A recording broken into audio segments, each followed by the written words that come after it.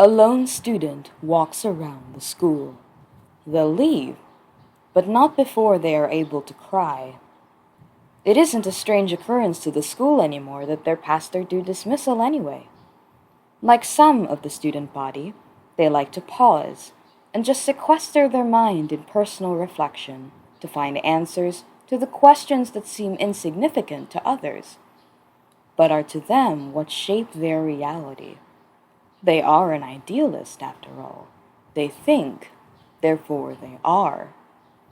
All the world is a stage in their own mind, and their imagination merely a player. Sarah taunted them this morning again. She called them a freak and a nobody, and she stole some of their lunch in passing. Their friends told Sarah to, excluding the actual expletives, leave because she was being a jerk. Then their friends chipped in some money to buy them more food, which they appreciated as much as was polite. They remember the sweet and sour sauce that was still fresh on the edge of their tongue during the encounter, and speculate that this was a figment of their mind again, just like the goodwill of their friends and the food they got them.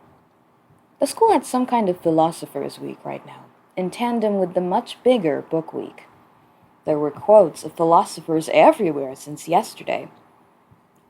From Socrates' idealist, "I am intelligent because I know that I know nothing," which, along with literally constant questioning of the universe, got him sentenced to death by hemlock poisoning, to Marcus Aurelius' realist, "Be content with what you are, and wish not change, nor dread your last day, nor long for it," which sounds a little strange coming from an emperor who basically lost most of his kids in war, while simultaneously juggling an empire and coming out the last of the 5 good emperors. There's a philosopher for everyone. Not for Johan, however. They found themselves internally scoffing at each and every one of them, even those who were of their own chosen philosophy, like Descartes. They couldn't just unthink Sarah's taunts and the money they stole. Wait a minute. Somebody's put a Nietzsche quote when there was already one 2 floors below. They considered just walking away again. Nietzsche was the guy who made the story about some bloke holding a lantern, who was flailing his arms and screaming that God is dead. But they looked at the quote anyway, and it said, "Nihilism, then, is the recognition of the long waste of strength, the agony of the in vain, insecurity, the lack of any opportunity to recover and regain composure, being ashamed in front of oneself as if one had deceived oneself all too long." Oh, great.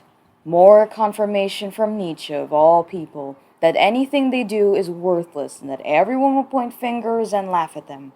What even was the point anymore? Nothing matters anymore, nothing actually is worth it, and they should have just pretended they were sick and not come to school today and deal with it all at all. It's been an hour now since they've decided to stay, and Johan is finally in tears. The story would have ended here, of course. It's their darkest hour. But a new resolve built in Johan's chest. They realized something important. The nihilist in them was at work. But to what end?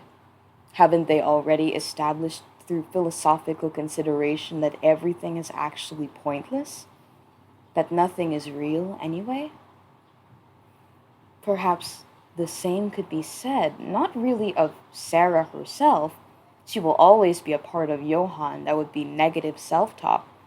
But that's exactly what they should have blocked out. Her words. Her words are meaningless. Who is she to call me a nobody when she doesn't contribute to group work? Why would she call me a freak when she's the one with no real friends? Did she steal my money because it was a representation of her trying to steal value from me to compensate for her lack of it? No, too far, even if they might have been right. Johan is not about to give a bully who is a freak and a nobody sympathy. She's hurt them. Maybe she'll apologize when they get to high school or something. But Johan frankly has none of the mental capacity to hold their breath. Now that Johan has calmed down and is ready to walk home, it's all good. It's okay. It's nothing.